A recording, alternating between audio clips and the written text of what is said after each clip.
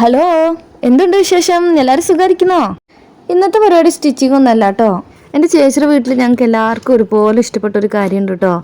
ഇതാ ഈ ലിവിങ് ഏരിയത്തെ ഈ പാർട്ടീഷൻ കാണുമ്പോൾ നിങ്ങൾക്ക് തോന്നും എന്താ ഇപ്പം ഇത്ര വലിയ അതിശയെന്ന്. ഈ അടുത്ത പ്രദേശത്തുള്ള വീട്ടുകളിലൊന്നും ഇങ്ങനൊരു ടി വി യൂണിറ്റ് ഞാൻ കണ്ടിട്ടില്ല കേട്ടോ.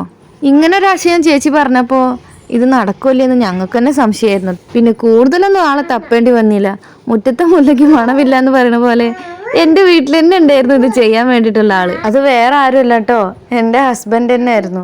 ഏട്ടത് ചെയ്തു കൊടുക്കാന്ന് പറഞ്ഞപ്പോൾ ഞാൻ ഏട്ടനടുത്ത് ചോദിച്ചു, ആശാരിമാരെ കൊണ്ട് കൂട്ടിയോ കൂടും ഇതെന്ന്. അപ്പം എന്നോട് പറഞ്ഞൊരു മറുപടി ഉണ്ട്, നീ കാത്തിരുന്ന് കണ്ടോന്ന്. ഏതായാലും പണി കഴിഞ്ഞ് വന്നപ്പോൾ എല്ലാവർക്കും വളരെ ഇഷ്ടമായി.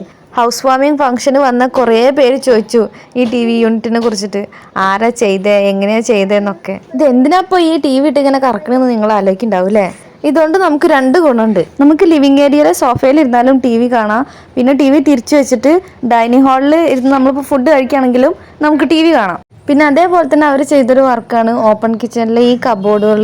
നല്ല നീറ്റ് ആൻഡ് പെർഫെക്ഷനോടെ തന്നെ ചെയ്തിട്ടുണ്ട് കേട്ടോ വർക്കൊക്കെ. ഈ കബോർഡുകളുടെ ഇടയിലൊക്കെ ബാസ്ക്കറ്റുകൾ കൊടുത്തിട്ടുണ്ട് കേട്ടോ.